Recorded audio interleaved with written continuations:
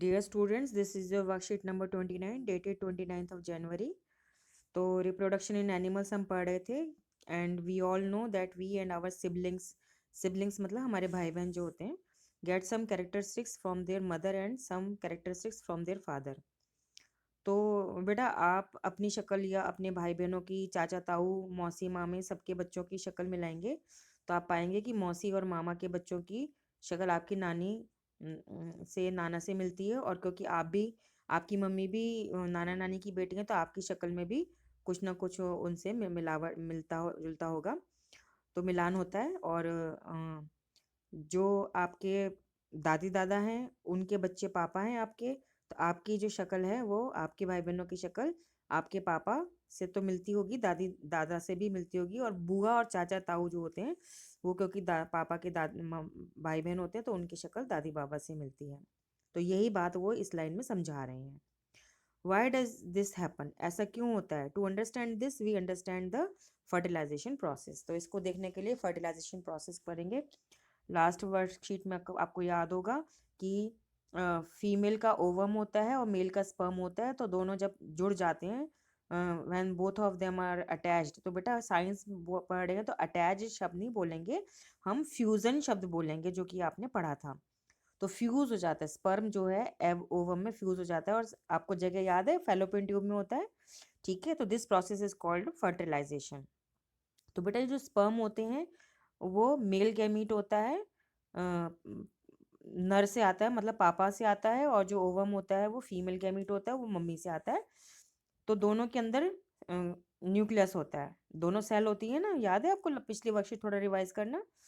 तो जो पापा से स्पर्म आया उसमें पापा की कैरेक्टरिस्टिक्स आती हैं और जो मम्मी से ओवम आया उससे मम्मी की कैरेक्टरिस्टिक्स आती हैं. और मम्मी किससे बनी है? अपने मम्मी पापा यानी आपके नानी नाना से. और पापा किससे बने हैं?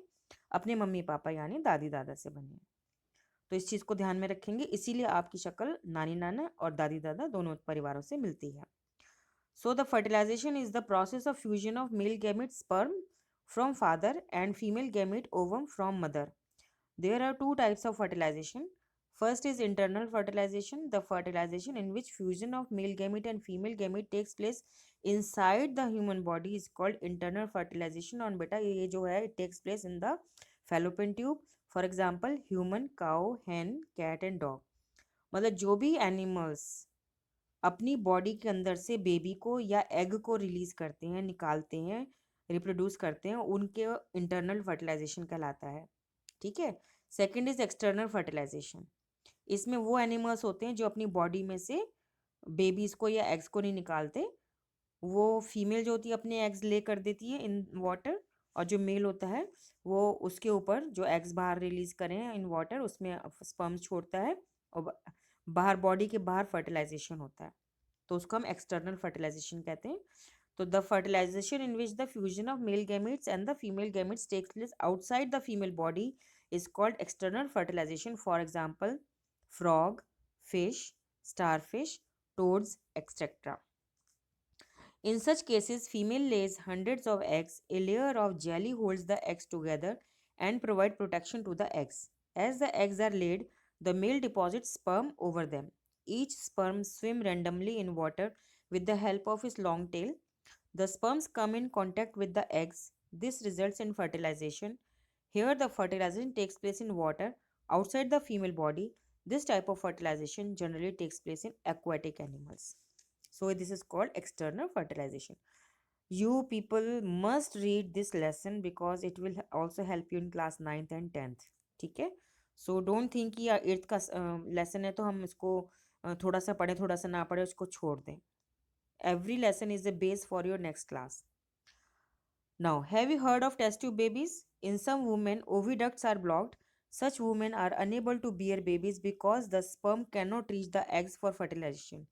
याद कीजिए जो एग्स का फर्टिलाइजेशन होता है वो ओविडक्ट में होता है, और जिस वुमेन में ओविडक्ट ब्लॉक है तो उसमें फर्टिलाइजेशन नहीं होगा. Due to blocking they can not reach the egg. In such situation doctors collect freshly released eggs and sperm and keep them together for a few hours for IVF or in vitro fertilization. Fertilization outside the body, इसका मतलब है कि जो female से egg निकाल लेते हैं doctor और मेल से स्पर्म निकालते हैं और उसको एक टेस्ट ट्यूब में, कांच की एक नली होती है और आप बच्चों ने देखी हुई है टेस्ट ट्यूब, मैंने आपको 6 और 7 दोनों में दिखाई थी। तो उसमें वो रख देते हैं फॉर फ्यू आवर्स, तो वो एग जो है स्पर्म से फर्टिलाइज हो जाता है, तो इसलिए इसको हम इन विट्रो फर्टिलाइजेशन कहते हैं, क्योंकि फर्टिलाइजेशन आउटसाइड बॉडी हो रहा है। In case fertilization occurs, then zygote is allowed to develop for about a week and then it is placed in the mother's uterus. तो जो फर्टिलाइजेशन के बाद स्पर्म और ओवम मिल जाते हैं तो उसको जाइगोट बोलते हैं। उस जाइगोट को उसी टेस्ट ट्यूब में रहने देते हैं फ्यू वीक्स के बाद, 2 3 4 वीक्स के बाद टेस्ट ट्यूब में से उस जाइगोट को निकालकर मदर के यूट्रस में डालते हैं, क्योंकि अगर आपको याद है, नहीं याद है तो पढ़ेंगे कि यूट्रस में ही वो अटैच होता है बेबी, जिसको हम एम्ब्रियो कहते हैं। तो जाइगोट जो है बाद में क्या बन जाता है, एम्ब्रियो बन जाता है, वो यूट्रस में अटैच हो जाता है, वहीं पे बेबी बनता है और बड़ा होता है, ग्रो करता है और बेबी का बर्थ होता है। You will know more about this in higher classes. Complete development of baby takes place in mother's uterus and baby is born like any other baby. Babies born with this technology are called test tube babies. Misconception मतलब जो गलत बात है, वो जो लोग फैला देते हैं अफवाहें, test tube babies are not grown in test tube. तो टेस्ट ट्यूब बेबीज इसलिए बोलते हैं बेटा क्योंकि उसका जो एम्ब्रियो तक प्रोसेस है तो वो उसी में टेस्ट ट्यूब में होता है। तो they are grown in test tubes, उसके बाद उसको मदर के वूम में प्लेस करते हैं। ठीक है, now answer the following questions. First question is what is fertilization, in which part of the female reproductive system does this process occur. तो व्हाट इज फर्टिलाइजेशन यहाँ से लिख देंगे, और आपको पता है कि ओविडक्ट में होता है। ठीक है, तो विच पार्ट का लिखेंगे, ओविडक्ट में होता है। Second question is give two differences between internal fertilization and external fertilization. तो इंटरनल फर्टिलाइजेशन का आप ये लिख देंगे यहाँ से, और एक्सटर्नल फर्टिलाइजेशन का आप यहाँ से लिख देंगे। तो उसमें 2 डिफरेंस आ जाने चाहिए आपके, you must read and go through it. Third is fill in the blanks, fusion of egg and sperm is called fertilization, तो ऊपर से आप लिख देंगे fertilization. Second is in cow and human fertilization takes place. तो बेटा in cow and human internal, यहाँ पे क्या भरेंगे, इंटरनल, ये वाला यहाँ पे पढ़ा था ना हमने काउ ह्यूमन, तो इसमें भरेंगे हम internal. Third is external fertilization usually takes place in dash animals. तो इसके लिए बेटा शब्द है आपका एक्वेटिक। कहाँ गया एक्वेटिक,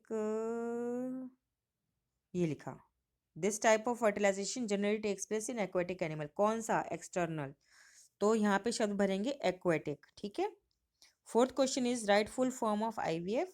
तो full form of IVF is in vitro fertilisation. And keep yourself safe from COVID-19. You must wear mask whenever you leave house, and you must wash your hands and feet and face properly with soap and warm water whenever you enter your